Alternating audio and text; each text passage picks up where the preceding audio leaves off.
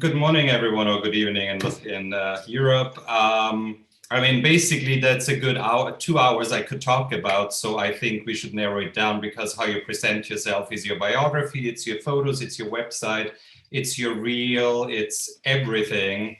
And having only 20 minutes, I think we have to narrow it down quite a bit. I know you posted one of the videos about PR. We did a PR workshop in December, which is available as video. We have a social media video. So I'm wondering if there is some specific questions that we want to go over and therefore narrow it down if there's questions about website bio, PR, and then I can address what the group in the room most urgently or, would like to know. So if there's websites, if maybe not, I know we talked about demo reels, and that's a question we often get, and I'm sure Harriet also often gets that as an agent, and there is a lot of miscommunication about that sometimes. So maybe I'll start with that. But if there's any questions, please just unmute yourself. And yeah, Mats, you have a question. Okay, I just maybe also websites could be interesting if there's any. Yeah, so let me then go over demo reels quickly and then talk about website, and then I just give a very broad overview of both. And then if there's more questions, please go ahead. And the demo reel basically is part of the website. You could send it separately or on the website. And I know I've also talked to Harriet's associate Jenna about reels a bit. So there might be a bit of a different approach in the UK than here. So here a reel is basically 5 to a maximum of 10 of your favorite tracks. It doesn't all have to be from the same film.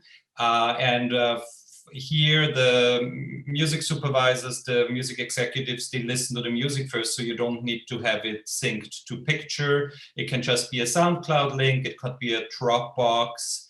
And you really have to think how you want to present yourself.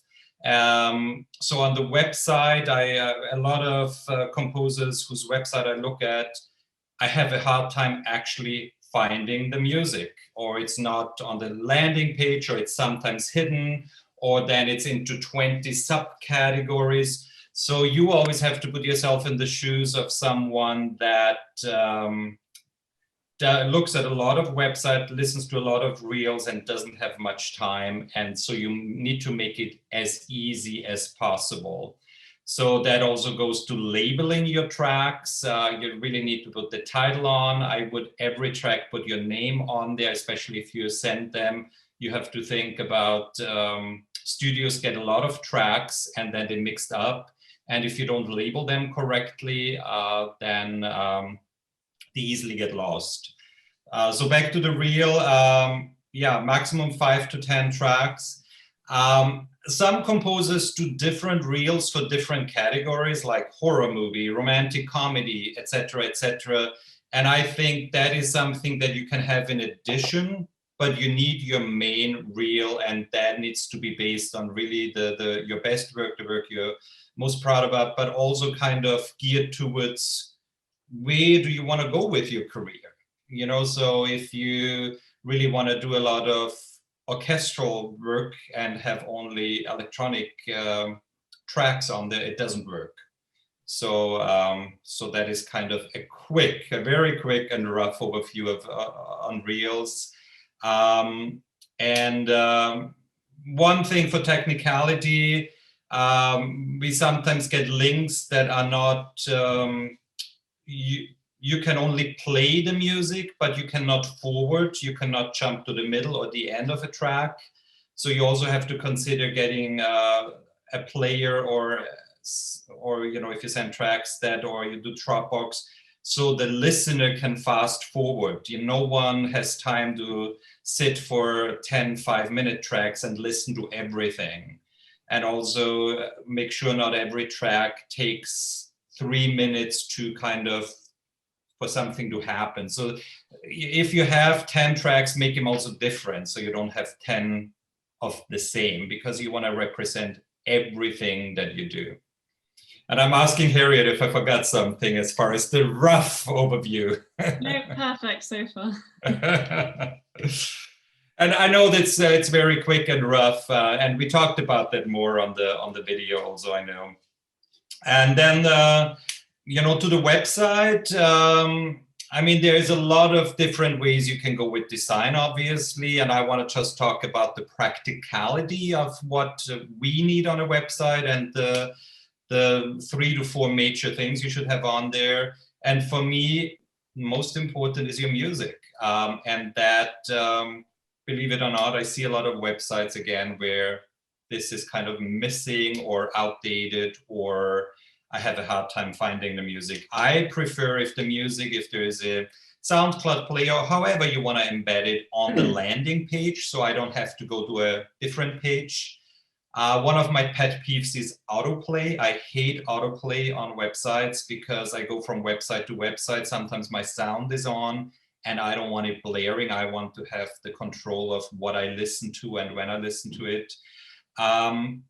Again, labeling your tracks. Also, what's important when labeling, is it from a film? Is it a rescore? You also want to label what it is.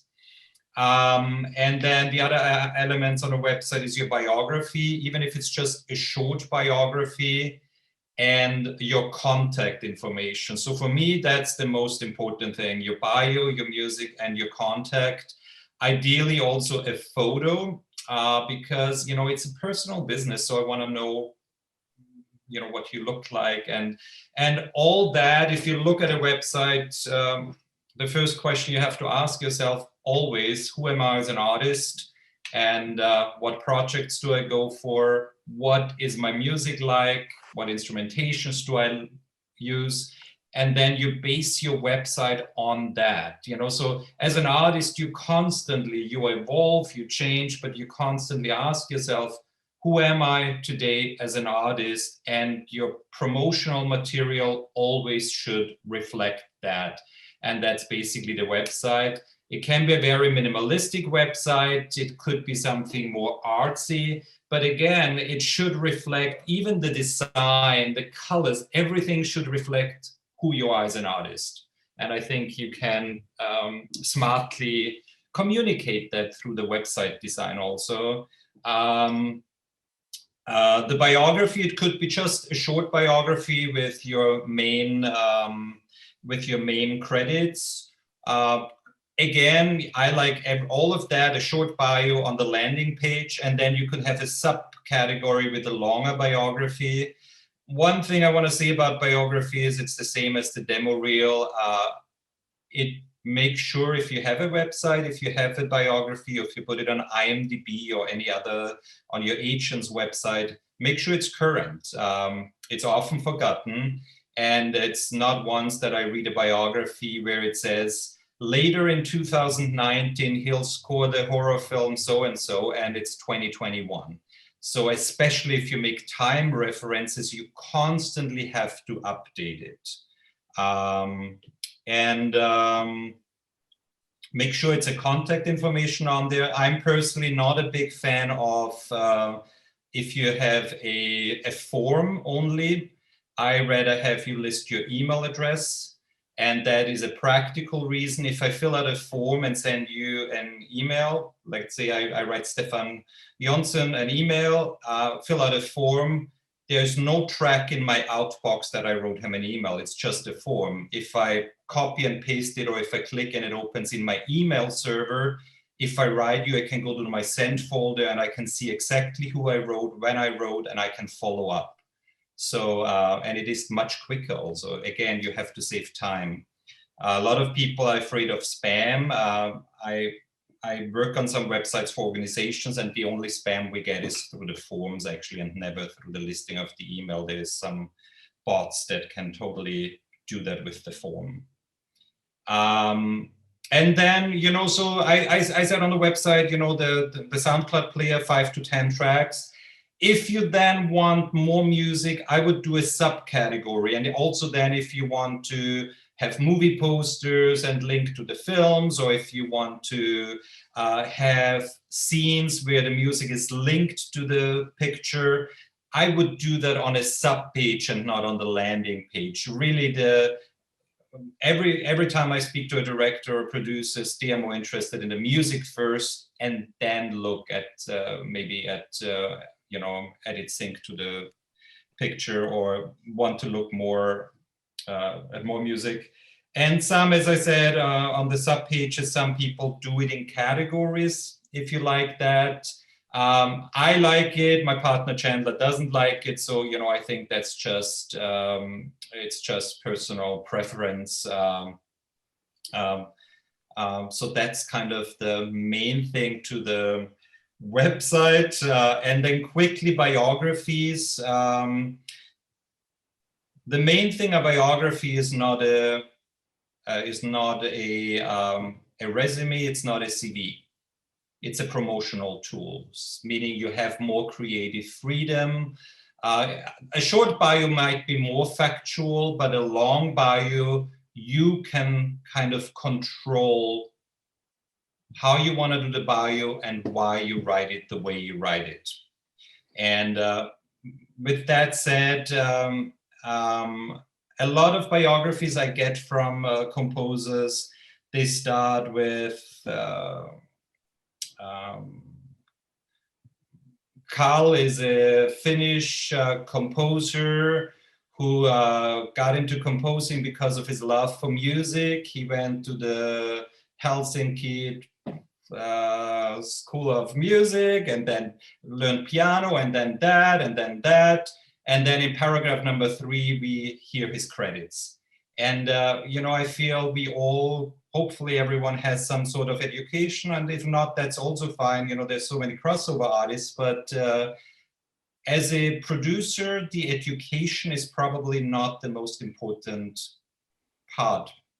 A producer wants to know main credits you have, what kind of music you do, and what kind of artist, what kind of person you are, what makes you tick with music, if you're a great collaborator, all that. So I would put that in the first paragraph. If you have some big awards, that needs to be in the beginning. So it could be Carl is a Golden Globe award-winning composer known for his minimalistic Norwegian or Finnish style or whatever, but you need to immediately write about your music style. And then you could also write about collaborations with directors that made an impact or that are known. And even if not so, even if you start out as a composer, I think it's always nice to put in the biography some director names and how that collaboration shaped your artistry. Because you want to come across as a team player, and you don't want to say, hey, Hasse is a great team player. You want to say, you want to do it in other words, and you can say, and he supported his film at Sundance Film Festival. They worked on several we worked on several films together, etc. So say it in other words, but imply that you are always part of a team and that you're a great collaborator, team player, that you support the director in his vision, that you support the project. And that's what I mean. Things like that on a biography, you can have so much more freedom. When you, one question we always get is first or third person. We never write a biography in the first person. We always do it in the third person here in America. And I've only so far had one that I really liked in the first person because it was so smart.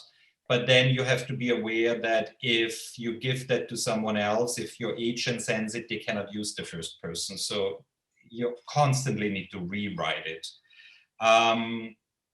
So the first paragraph I would do about your music style, about who you are as an artist, or some big credits, some big awards. The second paragraph, I would go a little bit about further what other projects you have. And then I always put the education in the third paragraph. It is important to be in there, but it's not, if you look at it from a hiring standpoint, I think it's more important what projects, what directors have you worked with, and then the education.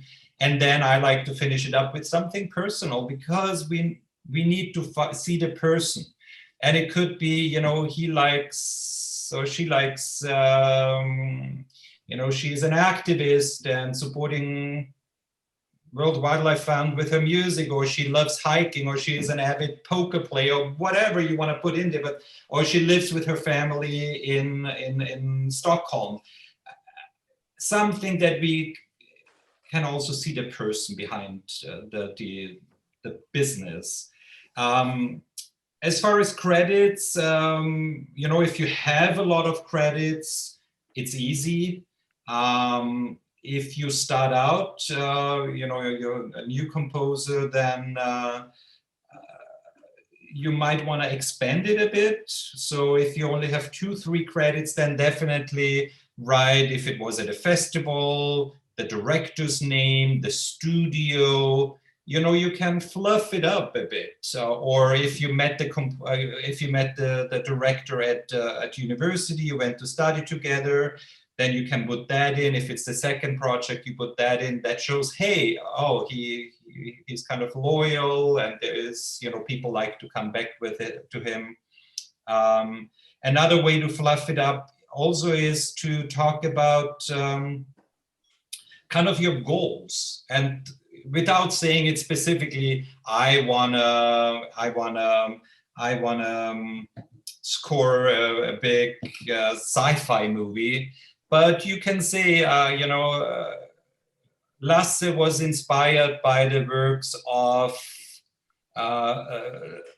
Ludwig Göransson in Mandalorian or something. So you can put someone that you look up to that really inspired you. It has to be authentic, and that implies that this is also the style you are doing. However, you have to be smart about that too. So you don't want to put in John Williams if you're not doing orchestral scores. You have to pick someone as your someone you look up to that is on the style you do, so we can imply that's what you do as well. I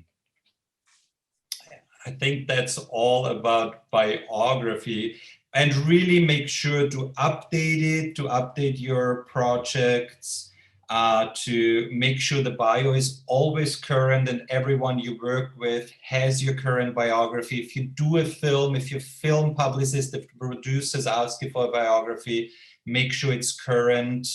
Especially if you put years in there, then you have to change that. I don't know if many of you are on IMDb. I think it's an amazing promotional tool. You should get an IMDb Pro account and put your short bio at least on there. And it gives you a lot of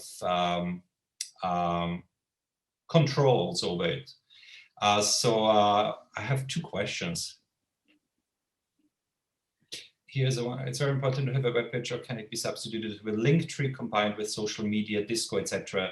So, Solveig, I don't think many producers, composers search websites because they are looking for a composer. You know, I've never heard that anyone is kind of searching. So the website is usually sent later, or, you know, I think the first thing someone would look at is IMDb, and then at a website. However, I think a website, and nowadays it can be very inexpensive, is a good place to put everything on, and it still makes it more professional. So social media, yes, you can have social media, but not everyone loves Facebook. Not everyone is on Instagram. So if, you know, I think it's still a bit unprofessional just sending social media to a producer, for example. But if you send a website that then has a button to go to your social media, then they might look at it. So I would not substitute website with social media only. Same with Linktree. We send Linktree when we do soundtrack releases where we can, add everything. But I really think as an artist, you should have a website, even if it's just as simple, even if it's just a landing page. And from there, link to social media, have Disco or SoundCloud on there, and even a Linktree link you can have on there. But I don't think it should substitute it. Also, it's the same question. I like Bandcamp. We are using Bandcamp here a lot. I think it's a great platform to get your music out there. That's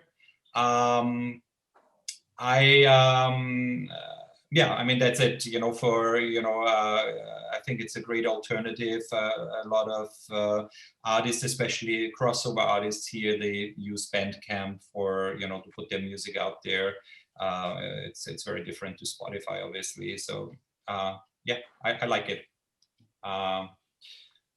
Is there any more? So, Harriet, did you forget anything about a website? I asked Harriet because she. No, all good again. I'm sorry for 20 minutes. I hope that was a good overview. Thank you so much. Obviously, we can go more in detail, and if we ever want to do a workshop again, a hands-on workshop, I'm happy to do that.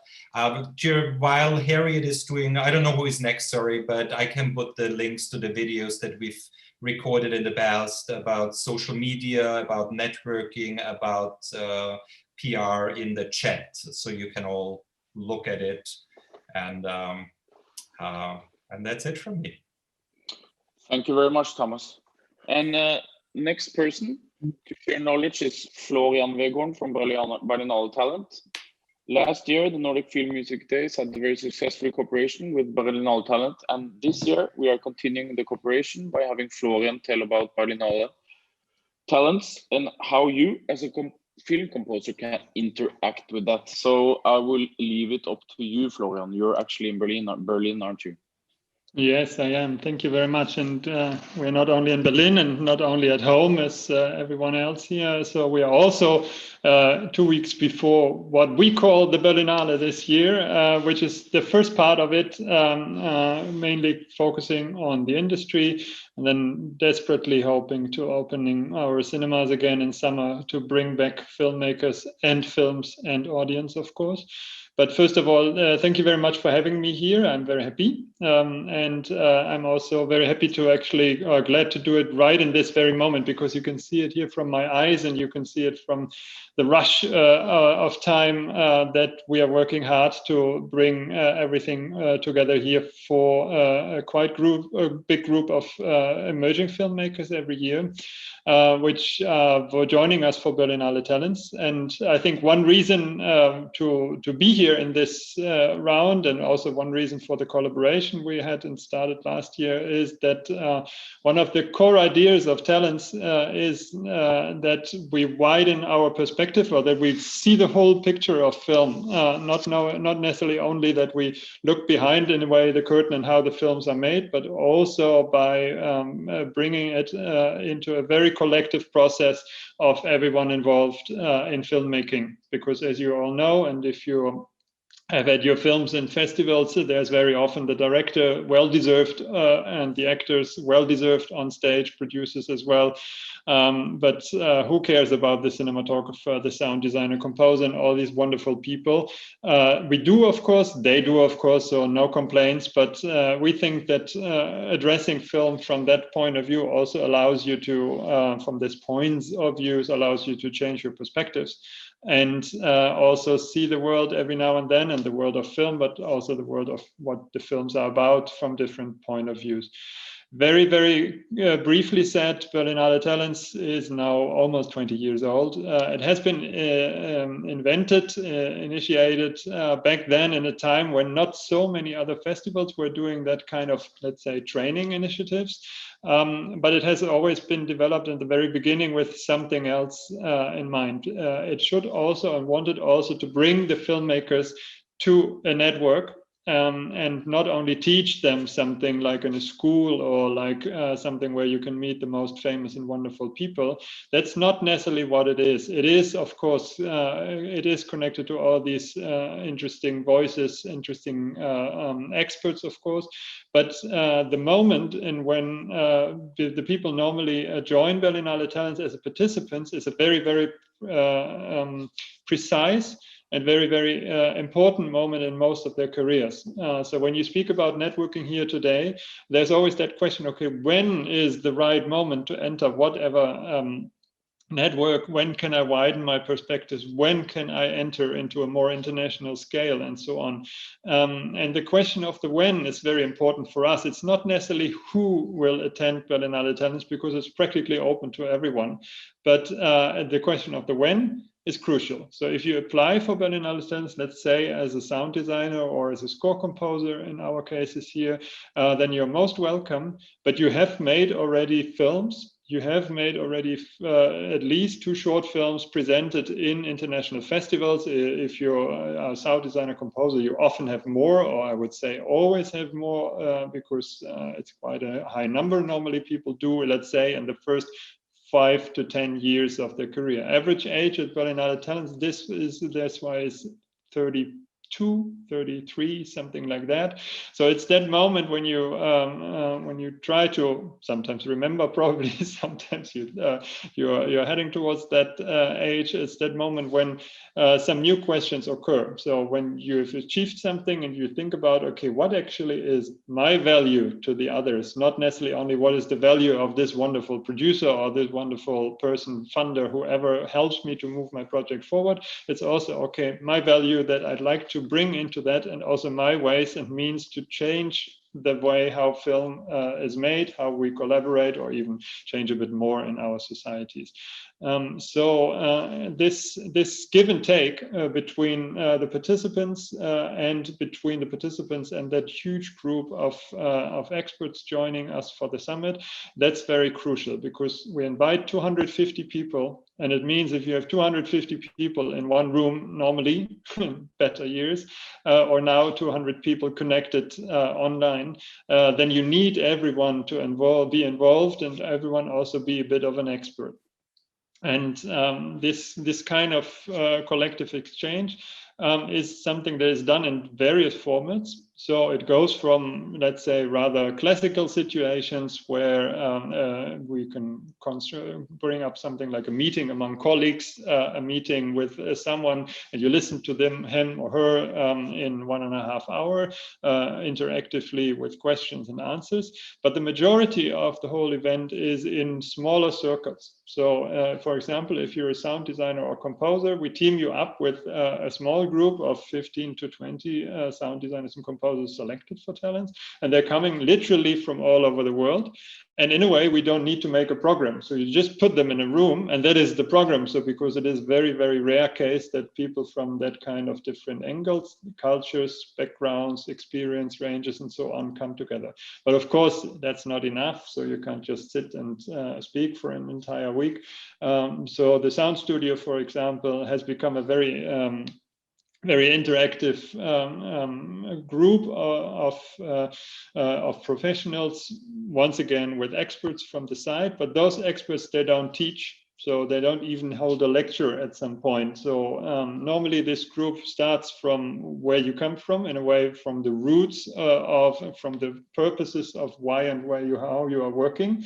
And then we put every now and then a case into that. So in this particular year, for example, so everyone is divided into different parts and separated in different parts of the world. That's not a benefit, that's not very cool. But on the other side, being connected digitally this time doesn't mean that everything needs to be digital. So of course, you can also start to compile and work on your material in your respective home countries and share that with others. And so quite a lot of this workshop, which is happening in 2 weeks, will be in the actual home surroundings and will be influenced by their cultures, by their music, by what kind of instruments they have in that particular case, or what kind of field recording sounds they can collect from Beirut to Bangkok. And we expect that this comes through also in that workshop when they start to bring that together in kind of an open jam format, which is not so much baked through. So we think once it's in the room, we will see how it will develop and how this connection, where can it drive us. And if at some point this group says, no, we really want to go into a technical detail, then we are ready for that, technically, of course, but also with the experts who are sound designers, ranging from a wonderful person from Lebanon, Rana Aid, to someone like Tim Nielsen or Nicolas Becker. So Tim Nielsen, more big and blockbuster stuff, so coming from the Skywalker range in the US, so doing these kind of super big productions, but Rana, very independent. Nicolas Becker, very much connected to art and art pieces as well, so you will know him from here, I guess. So you can see it is the beginning of something. So we try to get very personal in these 6 days in this group or in the bigger groups. And we consider that the beginning of a longer relationship. We call it a family.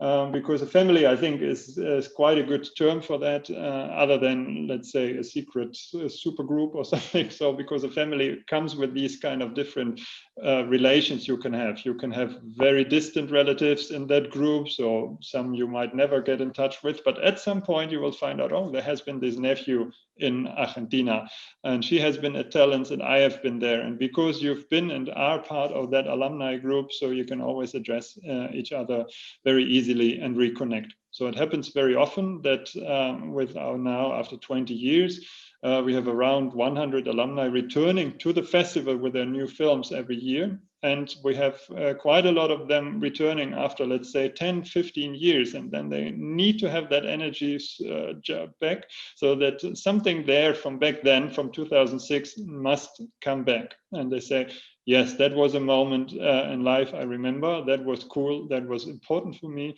So now I'd like to contribute to the whole thing, or I'd like to just say thank you for reminding me or remembering me. And this is what we consider network. So I try to explain you how it works. Also, of course, technically you could speak about, there's like dozens of databases and so on, but I think the core is something different. It's always this thing that we need to be and stay connected, and we just help to bring that on the road, and then from then on it goes like this. I focus a bit on sound design and composing. Of course, there is a lot for the other fields of work. There's also a lot for cinema, for the directors and producers, actually, who can further develop their projects. And I wanted to, just before we probably enter into a quick question round, say that it is also publicly available. It sometimes looks like as if this is the secret club where you need to apply for. You normally apply in July, and then you're selected by until December or so. You do that online, but it is also very public, and you can also attend, even in this year, much easier than in other years. You can go to the website and have a look at the public sessions from 1st of March on, or you can also go into the Mediathek and go into all these different talks from the past that we've made. So once again, that is something that is an invitation to everyone to connect also with the Berlinale, and also get some kind of an idea why and how the Berlinale ticks. So because from a holistic point of view, I think Berlinale Talent is not by chance, not coincidentally in this festival, because it's a public festival, it's a festival of people, and we try to represent that also on the professional side and for the emerging filmmakers. So that was a quick one. I hope I touched some points so that you have questions.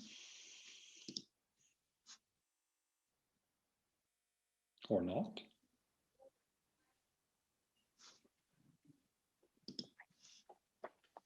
Yes, no, I just wanted to, can you send a link to this event, the jam stuff there?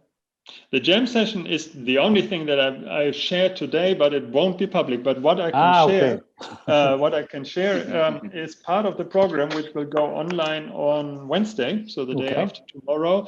You will see that with the sound designers, we will have something what we call a global sound journey. So because you might have heard about the ambient isolation project, which has been a project during the pandemic, where sound designers from all over the world and also sound enthusiasts collected hundreds of files from field recordings in their cities, and we recomposed parts of that huge thing together with a group of composers to a global sound journey where you can just for 30 minutes close your eyes and travel the world acoustically.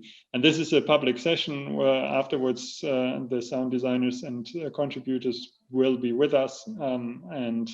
This, of course, you can find on Berlinale-Talents.de from the day after tomorrow on, and it will take place between 1st and 5th of March. You see the chat, Florian? Yeah, I know, this is Niklas. Nice to see you. Very nice. See, there's 2010, Niklas. That's not long ago. We have a lot of, in Norway, we have a lot of talent programs, but the talent programs is often linked to age. How do you interact with age?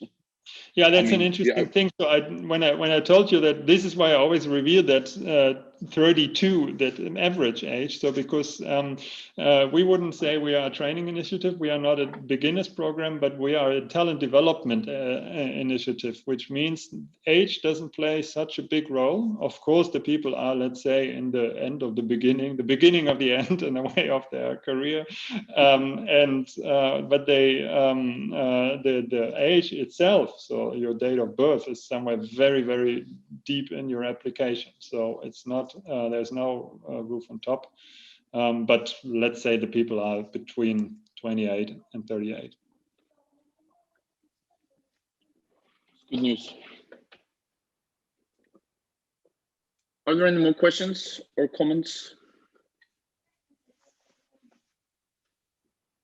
No? Then I'm very happy. So thank you very much for giving me the chance to be here, and hopefully see you at least virtually in 2 weeks in Berlinale Talents. And I got one more question. When you build this team of consisting of people, do you also think of the team in its whole, how they will interact, or you just think that they will contribute with their best? We don't. Of course, it is a bit since selection process is always, of course, also composition. But first of all, I think we don't want them to be too close to each other or too nicely shaped. So because coincidence plays a big role in the whole thing. Berlinale Talents, you need to know. So we have around 3,500 applications per year, and we can't go into each detail too much. So the application is fine. So it also samples inside, and there's a lot of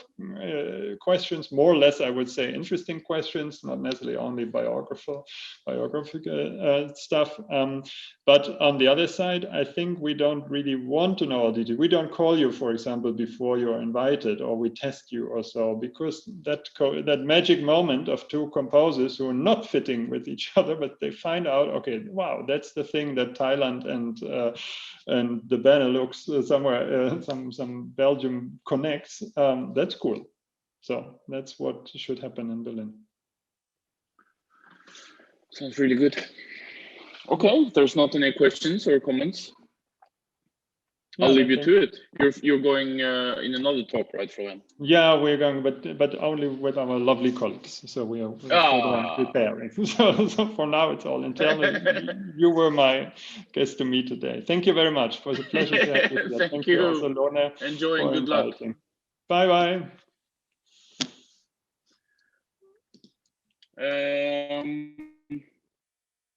Well, we have spare time. And next up is 6:10, where we'll talk to Michael P. Aust and Harriet Moss, and then I will be leading that discussion between them. But until now, I think we can just, I mean, you can stay here and talk and chit chat with each other since you're so chatty, but you can, but other than that, you can just mute or turn off your camera, and then we'll be seeing each other in approximately, how much will that be? 20 minutes. Great.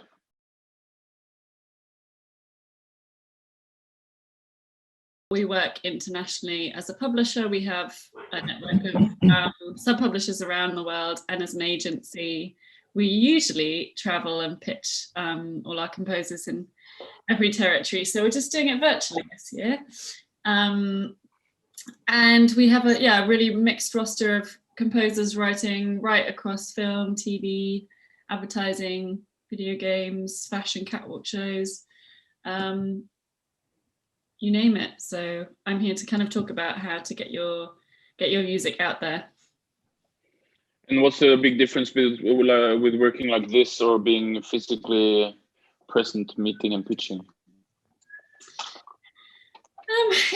That's a very interesting question. It's been kind of a mixture, I suppose. You can have more of a spread internationally. On any given day, you could be talking to a music supervisor in the UK, and then a producer in the States, and then sub-publisher in France, all in one day. So that's really fantastic.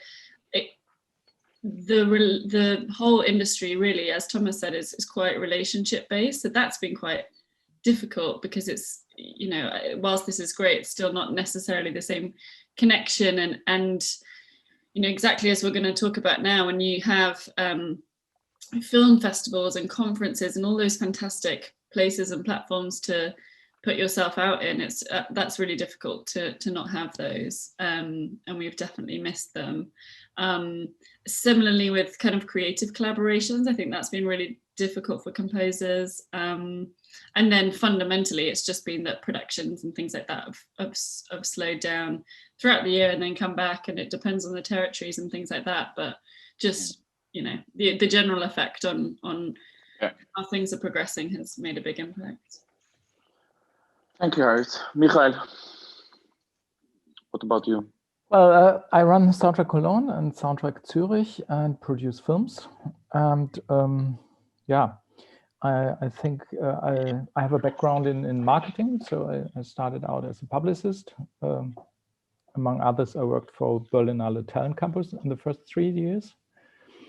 And at some point during my work for a radio station, we came along this, it was called German Film Music Biennial, and that was stopped just from one day to the other. And with a couple of friends, we were so angry that this happened, because the money was there, the special guests were there, the competition was already filled with lots of composers who had submitted their films, and then they stopped it. And we found that really unfair. And with 2 months in advance, we started Soundtrack Cologne. And that was an idea from, there was one music supervisor, a composer, and me. And so we kind of didn't share the same experience what we wanted from this, but this of course made also the success, these different views on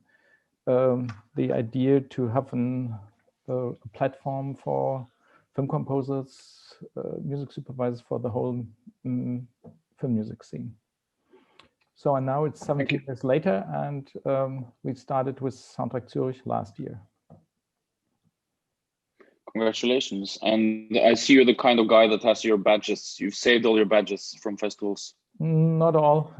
Not all. Just the best ones. A few. Yeah. Harriet, I'll start with you. In terms of platforms and the possibility of sending composers off to platforms, what does the good composer do? What does she look like? I mean, you don't have to go into fashion here, but the essence of what I'm asking, maybe. Yeah, I think it's an interesting topic, because I think so often we're asked the practical questions like, how can I send my music to people? What should I be saying? What's in my bio? What's on my website? And it's interesting to think about how, when you get the opportunity to physically meet with people, say at conferences or festivals or, kind of platforms of engagement, there is, but in a relationship-based industry, there is sort of things that you can be doing, and I think it's a really fine line between putting yourself out there and being fantastic at self-promotion, whilst also being aware of what is nice to work with, you know, as a collaborator. So I always think social media is a great example of this, and you know, how you're presenting yourself on social media is kind of similar to, you know, it's your like online version of yourself in reality. So I think it's the sort of level of being personable and friendly, but finding, and going back to what Thomas said this morning, finding and honing what it is about you that's different, special, and interesting. So that, you know, musically, that could be about the genre that you're writing in, what you sound like. That's a really important thing to have sort of at the tip of your tongue. Similarly, you know, what your speciality area is. Are you just writing for documentaries? Do you just write horror? Do you just write period drama? You know, what is so special about your music? And then it's really about how you conduct yourself in relationships. So again, looking back at what was said earlier about bios, knowing how you are as a collaborator. Are you just a very reliable person who producers love coming to because you're going to get the job done and you're reasonable and you're on time? Or are you more of a creative collaborator, and are you just going to focus on working with directors? Because that's so going to dictate where you should be reaching out to people and what platforms you should be using. I also like to sort of advise to think about people that you're trying to reach as music consumers. So, you know, people like, let's talk about directors first of all, because they're more visually minded a lot of the time. I know a lot of composers have had great success with interacting with directors on Instagram, and being able to form relationships there, that then when you go to film festival you can meet each other, then you can recreate that as well. But also, you know, there's kind of other ways, like thinking about your Spotify presence, for example. Try and put as much music out as you can. I know it's incredibly complicated when it comes to soundtracks, but if you're able to release your music after you do a project, talk to the production, talk to your publisher if you have one, your agent who's doing the deal, or get some advice on doing it yourself. The more you can put that out there, you can start to create playlists. You can really hone that image of what your music is and think about how people are going to digest it and how that's going to be a pleasant experience for them. Thank you. Michael, same question to you. You are the director of 2 platforms. What's the good thing? What's the good doing? And how is she using your 2 festivals as a platform? Well, I think there's a big difference between both events. So let's start with Soundtrack Cologne. Soundtrack Cologne has a complicated structure. So on one hand, it's a film festival. We present like 30 films on music. Well, that's just one thing. But this way, of course, we have a few directors there at least. On the other hand, we are not a fully built out film festival like Berlin or Zurich Film Festival. So our unique selling proposition must be something different. And what we started was first this idea to see what do the others do. At the beginning, the composers, at least in Germany, they were more like singular persons, not speaking to each other, not knowing what is what the market is doing, what kind of conditions others have. They didn't know something about relationships with producers, how they behave, directors, production companies, and stuff like this. So they were all there in this room, eyeing at each other's very suspiciously, because these are all the enemies that take away their jobs. And that I think the first thing was very important, to have a platform to speak out and to understand all the frustration and the big problems of everyone. And then later, it was also the reason why they formed the first union in North Rhine-Westphalia, and to work together and to be able to call others as friends, and also to help each other. If you need someone who plays a harp, whatever, then you call him. Or if you want to know if this kind of contract is really fair or normal, then you would call someone. And this, of course, was kind of basis that we tried to do also professionally, just not only to speak about the music and the studio and the ergonomy of the sound studio and what kind of programs that you use, but also on the business side. So at this point, we had at least 2 to 3 strands. One was just the creative side of doing music, seeing what do the best in the business or the most interesting in the business. But on the second strand, we focused on what is the business like from business terms, which means also media, music, politics, all this stuff from authorized societies to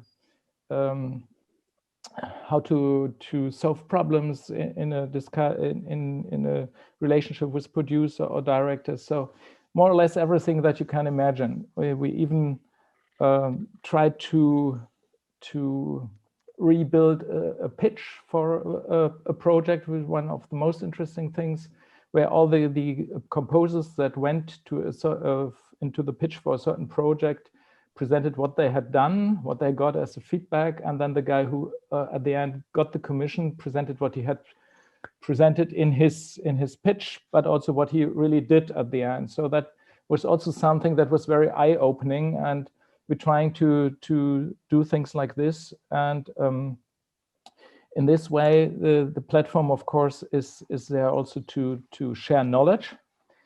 But at I think third year latest, it turned out that the more important part of it is to network not only inside the music industry, but also to producers and directors, to music supervisors, and of course to the publishers, and who else is part of the industry, the lawyers, and so on and so on. And so we started to do matchmaking sessions.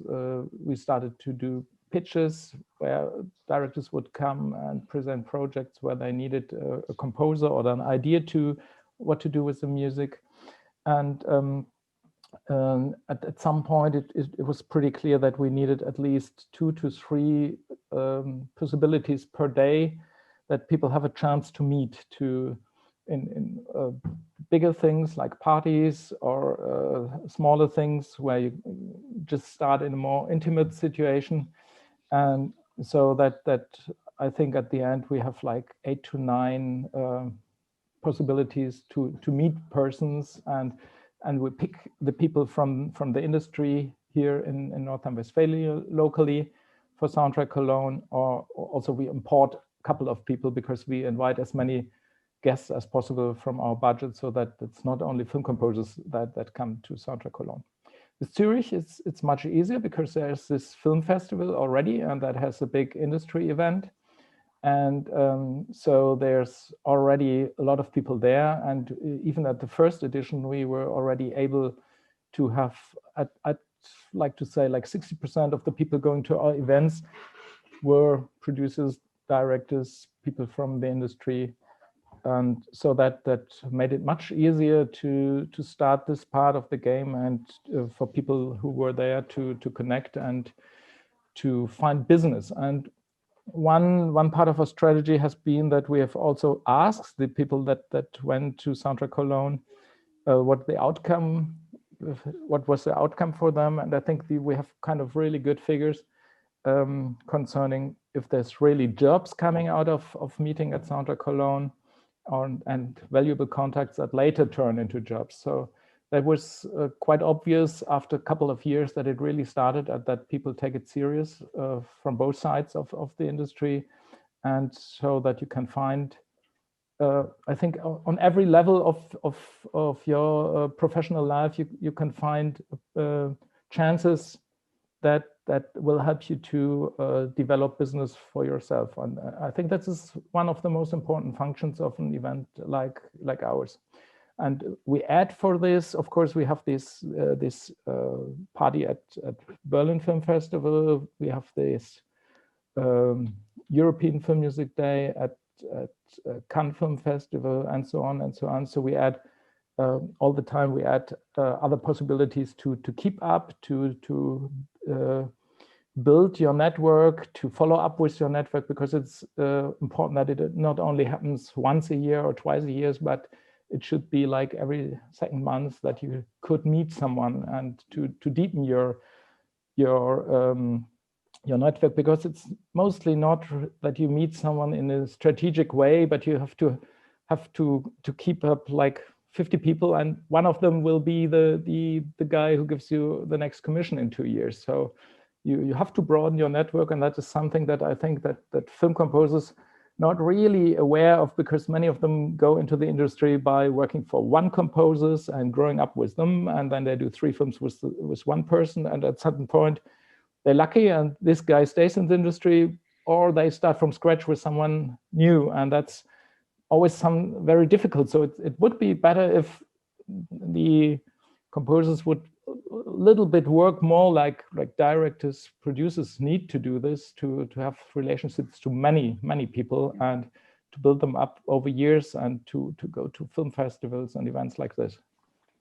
I would also just add similarly with some conferences, because I know there's a lot of film festivals that have a lot of the networking too, but there's a lot of music industry conferences where I guess they're not necessarily tailored to composers, but you notice more and more that composers are coming and using the conference in a really clever way.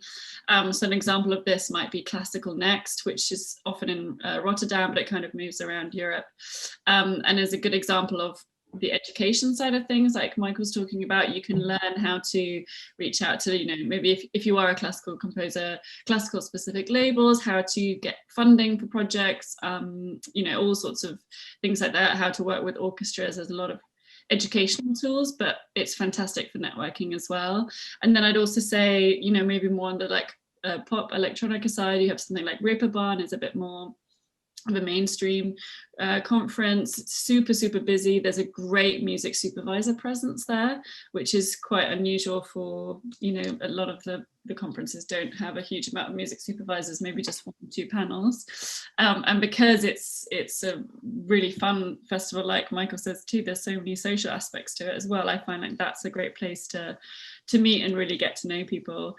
And then they've got things that are specific to different territories, but things like South by Southwest have a lot of panels about scoring and about music supervision, about composition these days. If you happen to be a performer as well, maybe you're an artist as well as a film composer, then there's performance elements at those 2 conferences too. And then, just as we're saying, all the film festivals have a lot of outlets that are relevant to composers. TIFF is a really good one in Toronto. It has this sort of, most film festivals do, but you have your kind of territory specific pop-up. So the UK will have it like a stand representing UK film industry and composers and things like that. And then similarly, I'm sure the Nordic territories do as well. And then things like Cannes Film Festival, but also Cannes Lions, if you're a composer writing a lot for advertising or branded content, that's a really great outlet for networking and for meeting. There's a lot of directors there, so it's definitely a tip to bear in mind that, like Michael says, they are getting their own business, so maybe it's not a priority for them to be meeting with composers, so it's more about the relationships that you're building and getting to know people there. But yeah, Cannes Lion, if you're in that space, is a great one. Well, there's a certain point to festivals like Cannes. Of course, all the people are terribly busy and they don't have so much time for film composers. But on the other hand, what we realize, especially with our events, the first thing is composers tend not to go to big film festivals because they don't know where to start and where to get a first grip onto all these thousands of people going there. And it's overwhelming.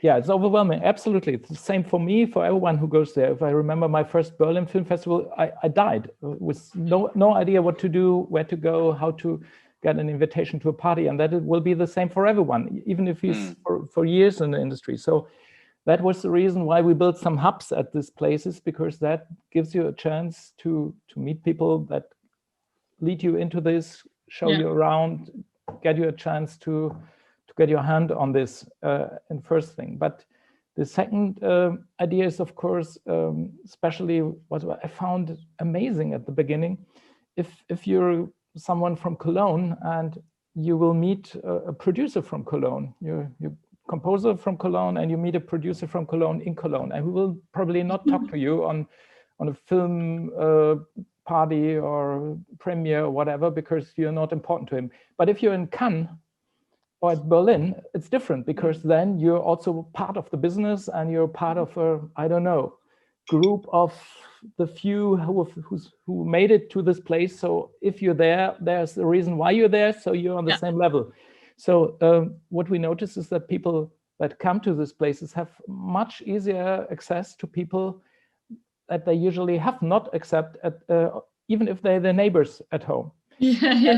And also there's a strange thing: the more important you are in the business, the less you are able to talk to someone, because well, especially with the really people from the top level, it's like them. They speak first to the most important people on the party. So they, because they're so important, they can only speak to them like 3 minutes or 4. Then they go down, and at some point there's no one left. And that's the point where you sneak in as a composer, because they need someone who doesn't want directly business for them. They just need someone who's easy to talk to and who has the communicative skills and still is interesting enough so that the others don't look down at you as the maximum producer or film fund guy or whatever.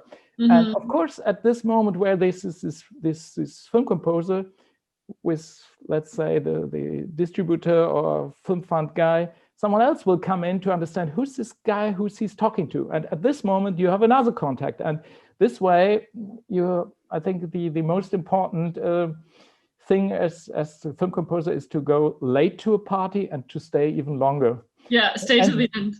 Stay to the end and don't drink too much, because the others will be drunk, and then use this. I suppose that's a good tip. If you see someone looking a bit, you know, that point in the party where you're just going to hang out by the canapes table because you ran out of people to talk to, then that's the moment that you want to approach them. So that's a good tip. I think something really important to mention is, obviously what we're saying is to go to all of these events and meet lots of people. And that sounds like a really impossibly and expensive undertaking. So I would definitely look into, sorry, I don't know that much about this in the Nordic spaces, but there are definitely funding bodies that you can go to get some money really to be going to these conferences and platforms and things like that, because it can be really an expensive undertaking. So, you know, you could go to your kind of national funding body. If you can normally write some kind of proposal as to how you're going to grow your business there and why it's important to go. And I'd be using those as much as possible if, you know, it's something that seems quite overwhelming to be spending time and money on. Yeah.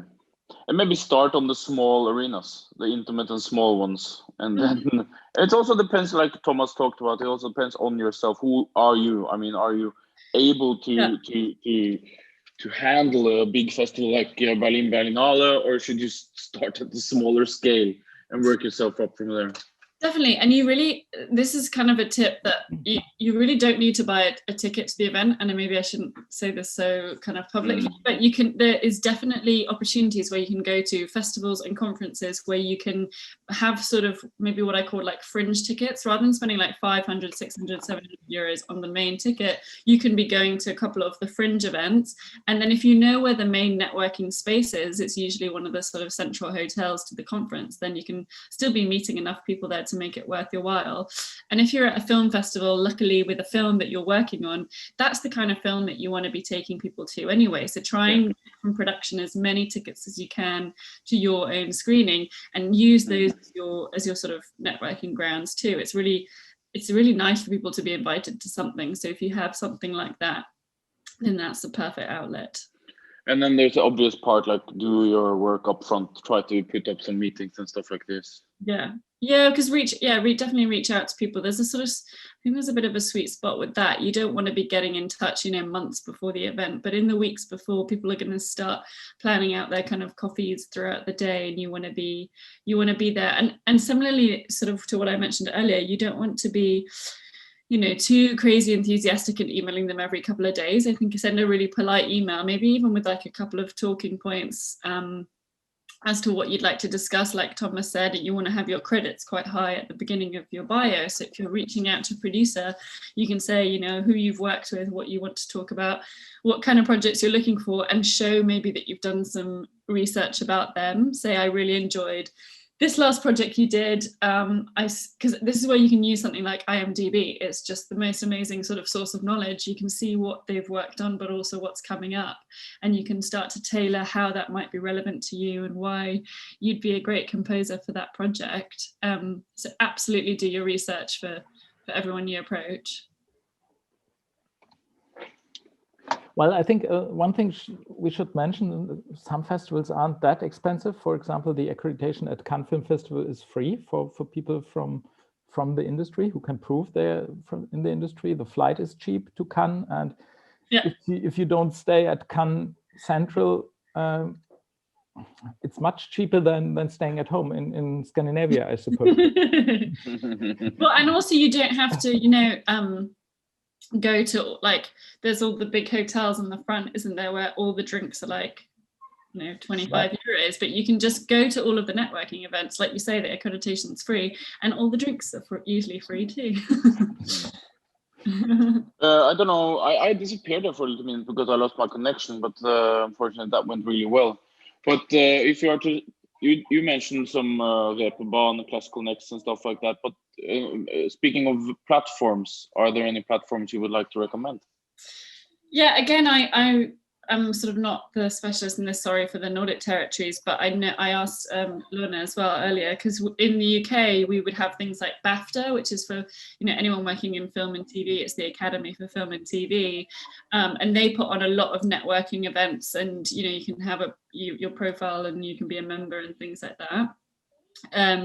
So look for something similar in your territory. Is there a place for all people working in film and TV? And I think she said Spot and Off were good for Denmark. So I'd recommend those. And then more globally, things like we said, IMDb is an incredibly important place to have your profile and use as a platform to connect all your projects that you've done and make sure you're being credited and things like that.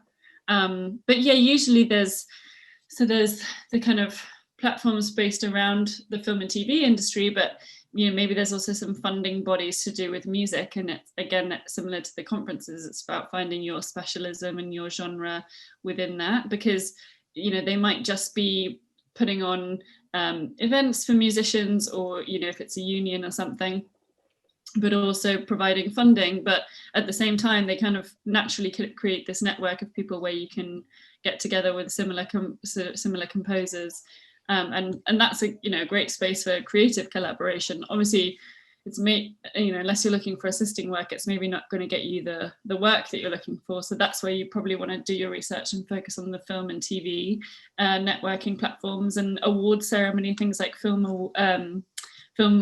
awards and TV awards and everything like that will always have a networking element associated in somewhere where you can present yourself.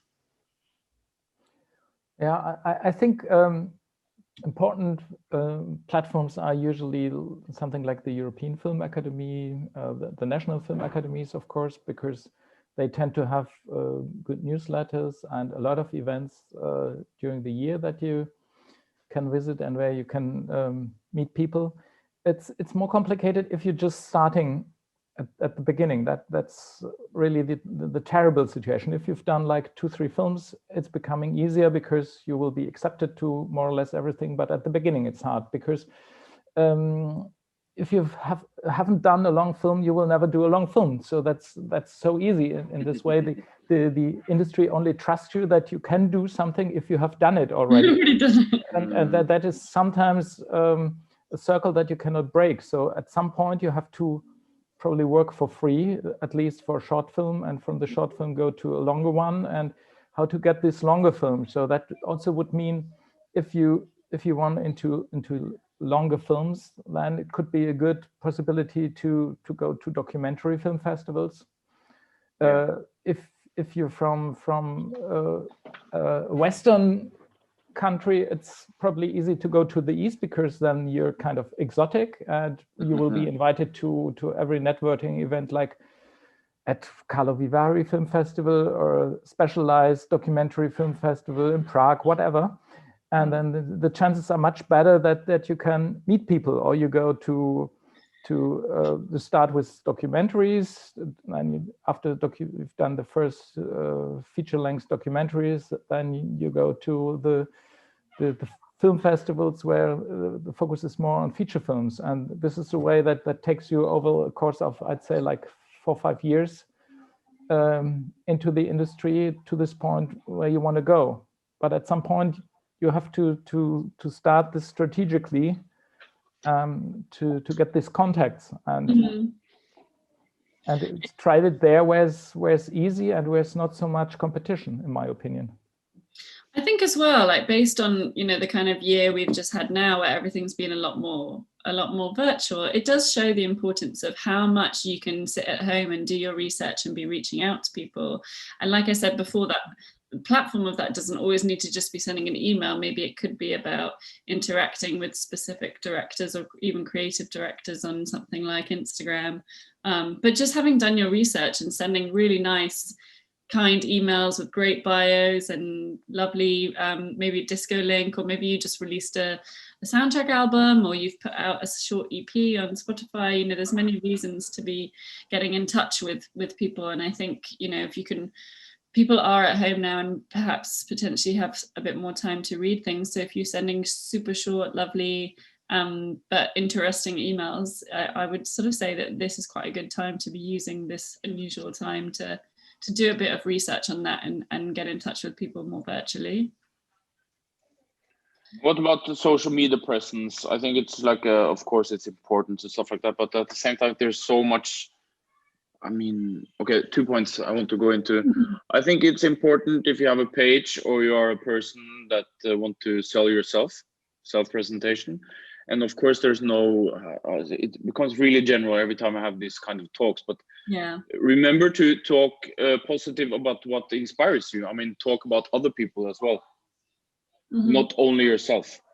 And is there an option also to maybe also be not invisible, because that's very unfortunate, but I mean, if you're not that, if you're not good enough at social media, you don't have to pretend as if you got the whole scheme planned, you know what I mean? I mean, you could be a little bit mysterious, or I personally think it's really important, like you say, just to have the pages. I mean, I'm a kind of advocate for social media anyway, because I use it a lot in business, and I would really recommend the composers I work with be on social media. So I'd say definitely have the page, because your page can be like your shop front. So it can have, you know, even your image and your header on your page can talk to the work that you've just done, or what it is, what your aesthetic is as an artist, or what you're trying to say with your music. So I would certainly advocate for having a page. I think that within that, it is possible to be invisible. You can maybe be posting once every 2 months. You can have this lovely mysterious air. You don't have to be talking all the time. Again, it's what's relevant to you. I know it's really difficult, but try and internalize what your aesthetic is and what the meaning, the meaning behind your music is. And maybe that's not relevant to being so out there and, you know, full of promotion, but I'd say at least have a Twitter page and an Instagram page. Instagram's a little bit easier because it doesn't have to be so kind of set on the music. Maybe there's just some interesting imagery in your life every now and then that you find relevant to post. And then it's social media is super great for if you have something to promote, you've already got the platform there. So I do think, you know, even if you're just releasing a new track on SoundCloud, you've just been, you know, very inspired and have created a new track, you post it, and then that's content for the next 3, 4, 5 weeks, once a week you can be posting it. You can post a nice image of your walk in the snow with a link to the track there. You know, there's no end to things you can do. And then on top of that, I would say you can be on the mysterious end. Obviously, you can be on the other end where you're posting every 35 seconds. And I would say, like, try and be in the middle of that, because I think your relationships are incredibly important on your social media. You know, many of the clients who are trying to reach your directors and your producers, etc., or agents or publishers or people you want to work with are on there. It's very easy for you to follow each other. If you're then relentlessly posting all the time and things that aren't so kind of relevant to your music, then you run the risk of maybe being irritating. So it's just like it's a personal thing, but it's definitely a fine line. So just try and, if you have like your kind of, I guess, your personal ethos of why you're using social media, what you're using it for, and you are true to that, then that's kind of the most important thing. There is a question here. Do you have any thoughts on com networking online? I see that this year there is a marché de film online option. I've seen a couple of these online virtual things. One of my colleagues did the one at Sundance actually recently, and it was kind of weird. You had like a Sims body, and then your face was stuck on it, and you could like walk around the room and walk super close to someone, and you could have conversations. I personally haven't done one of those online networking things. I do a lot of like just Zoom meetings with people if I want to, but yeah, I couldn't talk specifically to that one, but some of them seem a little bit freaky. Yeah.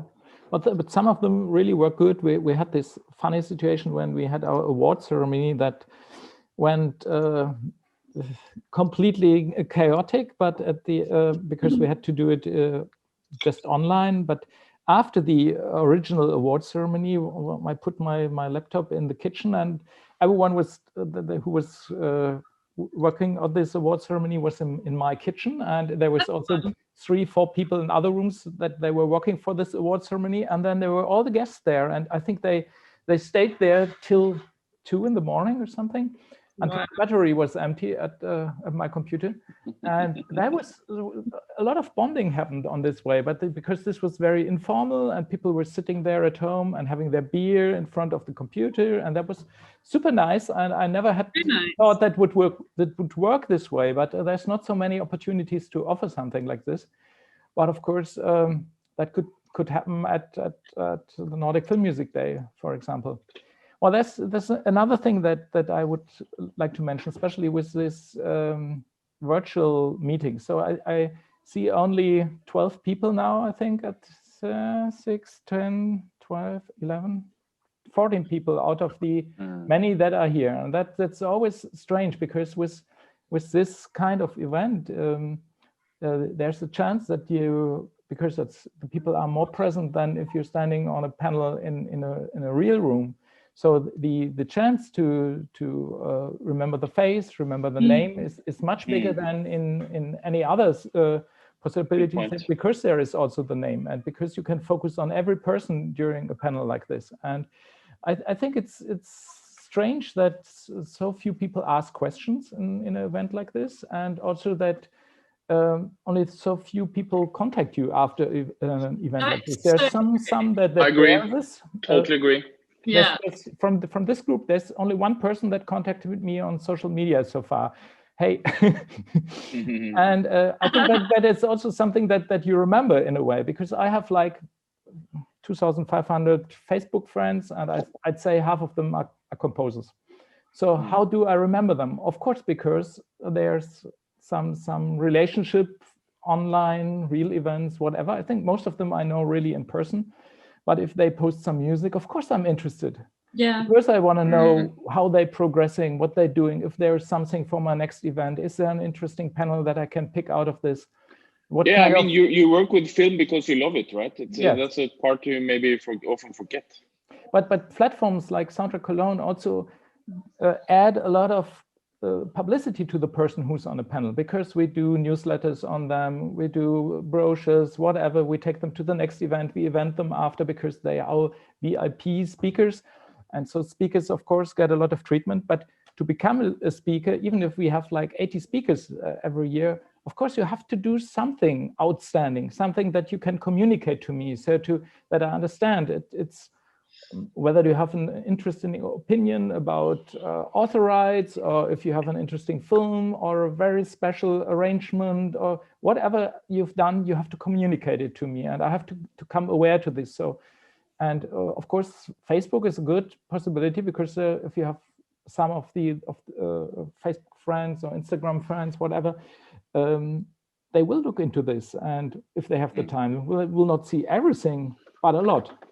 This is where I'm going to be really annoying, though. I'm kind of the opposite. Sorry, Michael. So on Twitter, I'll love to be connected with everybody, but on Facebook, I don't really have that many friends, and it's just like people that I actually know. But I know that that's probably like a territory thing. I know that like in Germany and the rest of Europe, people do a lot more of that, whereas in the UK, it's more of a kind of private thing, and in America, it's the same.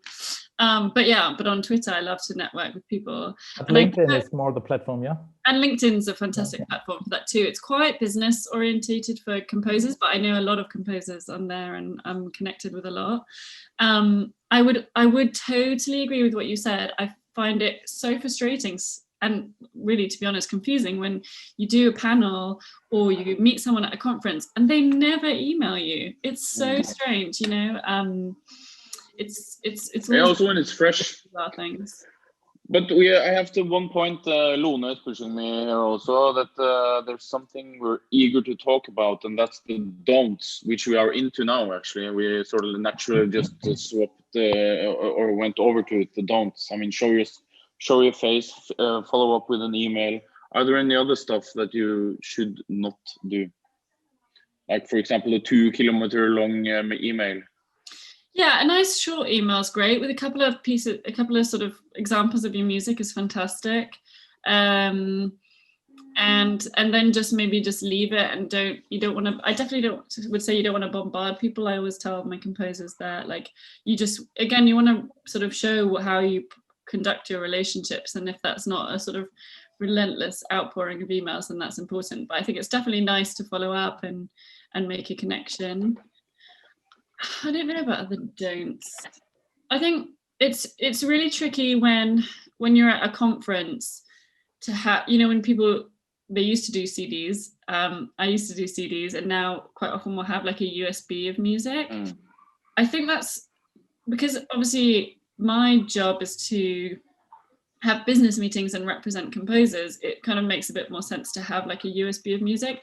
I think if you're at a party, like Michael was saying, when you're trying to meet people on more of a social level, I don't think you want to have the USB stick. I think you just maybe want to ask them for their email and then send them a nice SoundCloud link or whatever, just the link thing. Actually, and what I usually do at like a very crazy conference, like something like Cannes Lions, let's say, where you may be meeting like 200 people per day, it's all in a very social setting, but you want to connect with them, is I have like a note on my phone, which is a quick email intro from me. Nice to meet you. I'm Harriet. And then just so you can mention where you met. Here's a link to my website and a Spotify playlist of all the artists and composers I work with. We'll be in touch soon. But because at the same time, and then I send them to them that day or night or whatever. So they've got it in their inbox to remember. I've said my name to them, and they've met me, and we've met in person. So then they see my name in their email inbox, and then we can maybe email a week later, 2 weeks later. So you're just kind of getting into people's, psyche of remembering you. And at the same time, you're not being annoying or bombarding them, but you're giving them quite a nice playlist of music to listen to. And it's quite sort of instantaneous. But also, if you BCC yourself, by the end of the conference, you have all of the inbox list of all the people you've emailed, so you don't forget either, which is quite helpful. That's my top tip. Yeah, I think that's a perfect tip, and one extra tip: brings still, if it's not popular anymore, bring a business card, because I think that's still something that helps you because you put them into your purse, and at the end of the day you think, oh, who was this? And at the end of the festival you think, who's this? And then you just glue them to box of paper, put them into this binder, and you put them into the, if they have not emailed you in the meantime, you put them into the mailing list. And latest at the moment when you're doing the invite for the party of next year, you will have a look at the people you met the year before, of course, because these are the people that are probably at Cannes, at Berlin, at wherever. And so then you have to have these addresses to get a good mix at your party, for example. And so that's still important. And I think like less than 25% of the composers have a business card on a festival, which is so strange.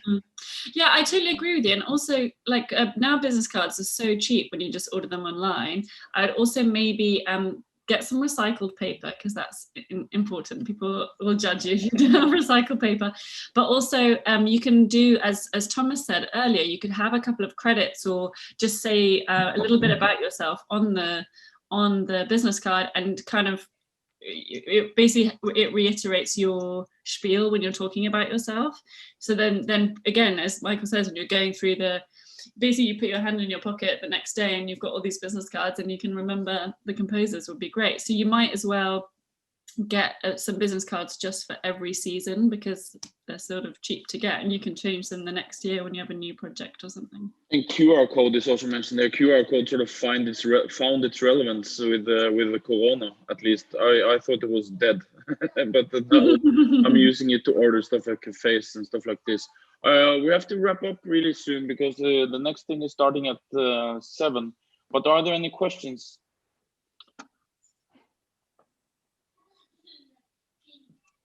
Yeah, I just want to say thank you. It was very, very informative. Very nice to meet you and to hear these expert tips. Thanks so much. Thank you. Yeah, I think it's the amount of information we gotten. It's all made us like, silenced. Yeah, I think everything got covered, and just hope that all this COVID is gonna go away so we can begin to network in person again. That would be great. Yeah, it's Absolutely. it's a question from Cheryl Ang.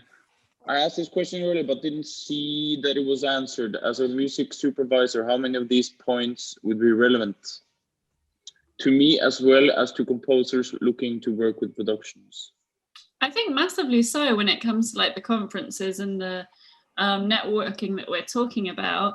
I think similarly, I guess the composers are sort of the next step down because they're trying to meet music supervisors too. So you just might want to have a slightly different focus at a conference or a film festival. You're going to probably want to go to the filmmakers get-togethers where you can be meeting producers and directors and offering your services. I think as well, you maybe want to have a slightly different focus when it comes to what panels you might go to at a conference, but it's definitely relevant and you should be going to the same ones. It's just you're going to have a slightly different target list potentially. And I also think it's going to be more mixed in general. Also, festivals you mentioned like Reeperbahn, but also I also see a present and future where, because musicians need more fundament to stand on, because live artists, for example, found themselves very, very vulnerable when COVID hit. So I think a lot of people are going to try to do stuff for games, sync. It's going to be more popular, basically. The competition is going to be harder. Yeah, that's definitely happened so much this year. I think basically we got to like March the 23rd in the UK and all of the touring artists had their shows cancelled and were calling up saying, please, please, please, can I do a film score or something? So yeah, it absolutely happened. It's kind of married with the trend that of artists scoring to film, but I think at the same time it's a great time for composers who are usually scoring to be at home, record an album, put out an EP on Spotify, and you can kind of flip it where you can have the opportunity to make yourself an artist as well. We have a last question here. What are the top festivals to attend this year which are very relevant for networking? I guess they will all have a digital edition. Probably yes, but I still guess that Cannes is happening real. And I think also Zurich will happen again in real life. And probably everything after June, probably. Yeah, let's hope I think so, yeah. I've also just got a ticket to South by Southwest, which is in March, and it's just the best conference and networking if you want to work in the American territory, or on a more global stage. So I can recommend that one. Okay. I will wrap it up. Thank you so much to attendees, and also to Michael and Harriet, and take care. And good luck further in your life.